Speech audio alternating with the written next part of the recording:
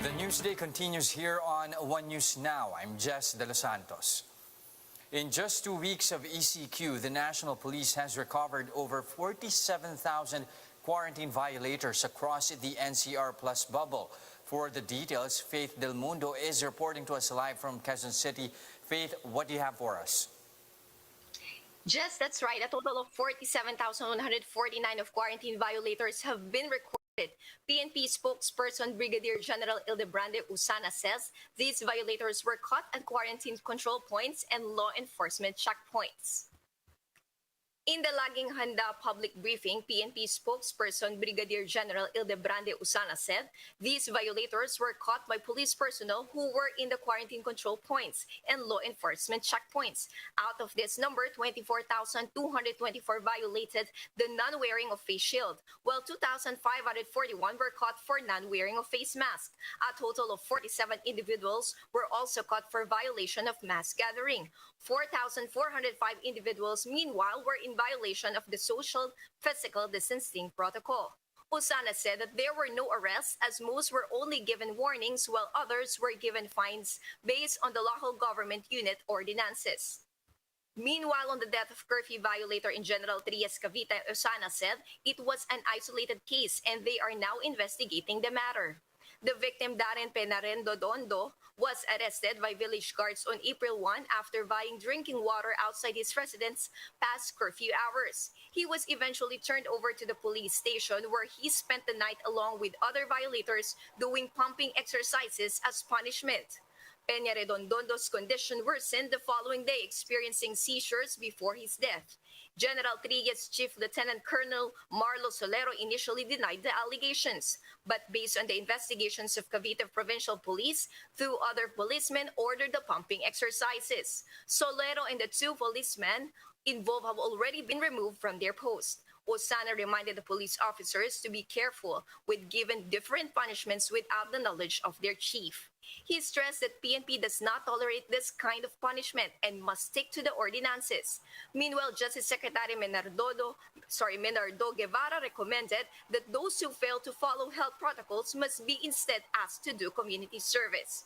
Just Usana assures the public that they will give attention to any similar incidents that will be reported to them and will certainly act on this matter.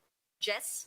All right, thank you for those updates. That was Faith Del Mundo reporting live from Quezon City.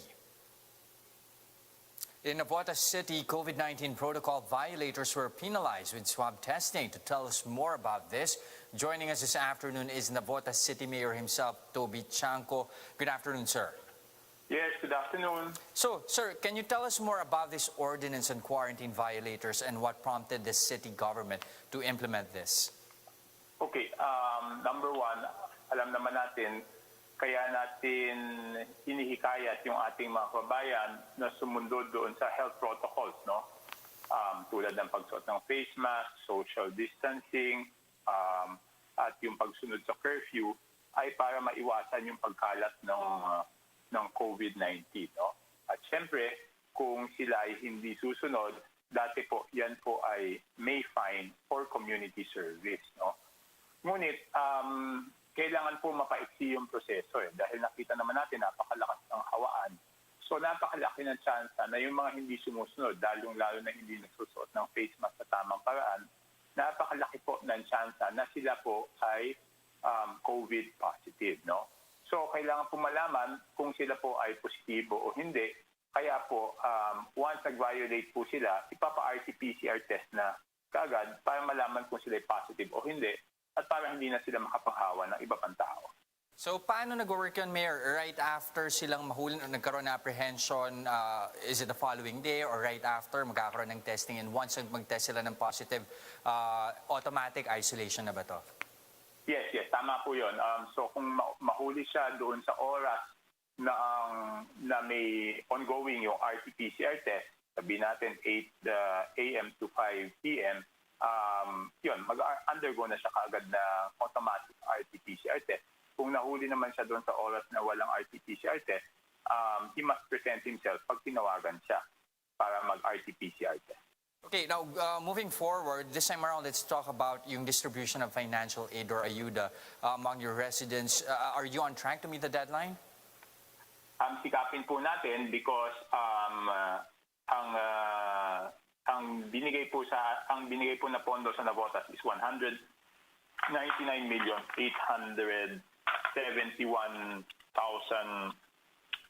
pesos, no? So kung i-divide natin yan sa 1,000 per person, that is 199,871 people na makakatanggap, no? As of yesterday, naandun pa lang tayo sa 31,418.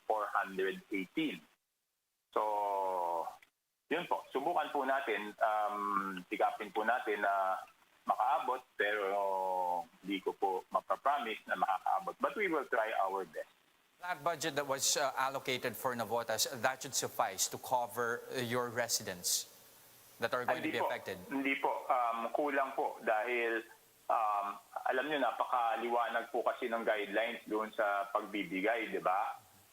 Ang problema po doon, for example, yung ibang mga hindi naka-fill up ng top form noon, number 4 priority lang sila. Sinasabi kung may natirang pondo. Kung walang natirang pondo, wala po silang makakukuha. And then number 2, meron namang at that time may trabaho sila, ngayon wala silang trabaho. Meron namang at that time okay pa yung trabaho nila, ngayon hindi naman okay. So kulang po talaga. Now, this time around, let's talk about vaccination. How many residents in Navotas have been vaccinated so far? Are you facing any challenges here when it comes to the rollout? Oh, okay. Wait, kunin ko po yung data. No, this is as of April 8. No? As of April 8, ang nabakunahan na po natin is 3,618 sa first dose at 178 na po yung naka-second dose. Now, Mayor, of course... Ang challenge talaga is kulang po yung bakuna namin. Now, Mayor, of course, one other thing that we are keeping an eye on is the possibility of ECQ being extended in the NCR Plus bubble. Do we already have a sense of where Metro Manila mayors stand? And you personally, do you agree to a possible extension? Alam niyo, kung tatanungin, kung ang tanong gusto ba o ayaw, siyempre lahat naman ayaw na mag-extend yung ECQ, no? Wala namang may gusto siguro mag-extend pa yung ECQ. Ngayon, kung ang tanong ay kailangan bang i-extend o hindi na kailangan extend, yun po ang pagdidesisyonan siguro ng IATF within today or tomorrow kung kailangan pa. Pero kung ang tanong gusto, wala naman siguro may gusto na ma-extend ito. But as for the Metro Manila mayors, do you already have a recommendation? Hindi po. Hihintayin po namin kung ano po ang pasya ng IATF. Okay, so you also are on wait-and-see mode there. Thank you very much for your time this afternoon, Navotas City Mayor Toby Chanco. We'll be back with more stories after the break. Keep it here on One News.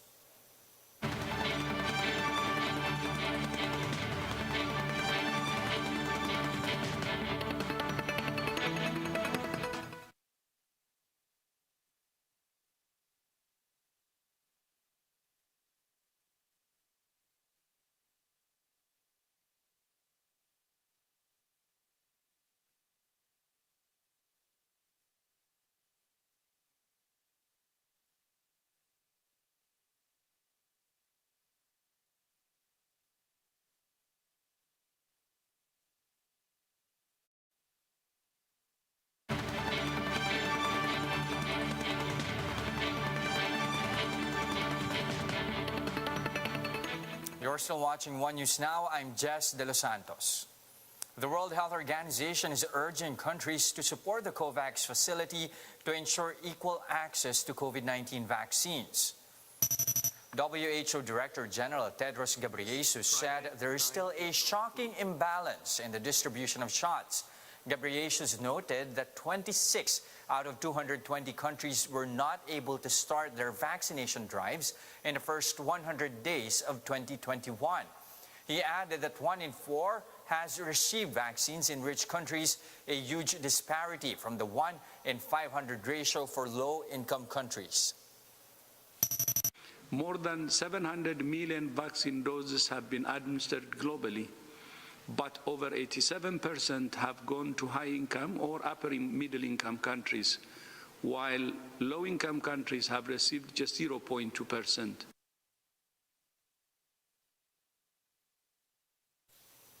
Economic inequities are making it more difficult for low-income countries to gain access to vaccines. The WHO tells us what leaders should do to combat this problem. Let's watch this.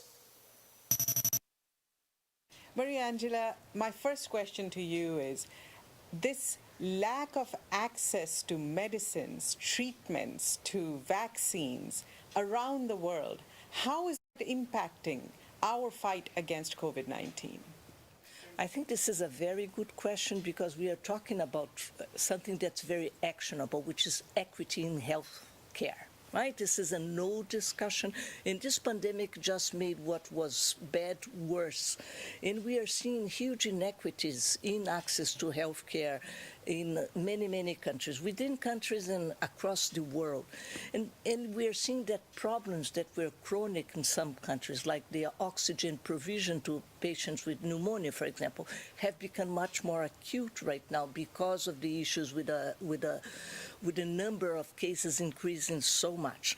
We also see that we know more than we knew 1 year ago on clinical care, and we see that medication that are not under patent or anything, that are actually quite cheap, may not be available in some countries, and they make a difference when you have a severe case of COVID-19. So there's a lot that can be done because we always say that equity in healthcare, it's above all, it's not only preventable, but it's also actionable. Mariangela, I wanted to ask you, if a country can afford to vaccinate their entire population, why should they not do that? What exactly is WHO and agencies like WHO, what are we asking these countries to do exactly? It's not about getting to the moral high ground, but it's something that should touch every human heart because this year we have supply problems, 2021. We don't have enough vaccines to vaccinate everyone in the world. And what WHO and other partners, international partners, are advocating and pushing very hard is that to end this acute phase of this pandemic, we need to have access to vaccines in all countries, reaching healthcare workers, because without healthcare workers, you don't have healthcare. And this is extremely important. And also to prevent people from dying. We know now, we've known from some time that some people are at higher risk of dying if they acquire this new coronavirus. And we are talking of people over 65 and also people who have comorbidities, which means have associated diseases. So it's really, really important that countries think about this and individuals think about this as well. What is the best situation for the world? The best situation for the world right now is to prevent deaths among people who are at higher risk of dying and to protect health systems so that all countries can deal with this pandemic. Another issue that's very important to raise that when we're talking about equitable access to vaccines, we are not only talking about solidarity. Solidarity is good, but we are also talking about country self-interest because the more community transmission we have around the world, the more are the chances of the emerging variants that could one day create a problem to have effective vaccines. So it's extremely important at this stage that we ensure that all countries across the world have access to the vaccines that are safe and effective and that are in the market right now. This just in, presidential spokesman Harry Roque confirms that he has been admitted to a hospital for COVID-19 treatment. Roque says he will still announce the new quarantine status of the NCR Plus bubble being discussed by the IATF today. He is asking for prayers to all afflicted of the disease. For more updates, visit News 5, the Philippine Star, and Business World online. Visit our website, onenews.ph, for more in-depth analysis. You can also catch One News on the Signal Play app. Register for a free account now at www.signalplay.com and stream One News live anytime, anywhere. Mask on, wash hands, and stay safe, Philippines. I'm Jess De Los Santos. We are One News.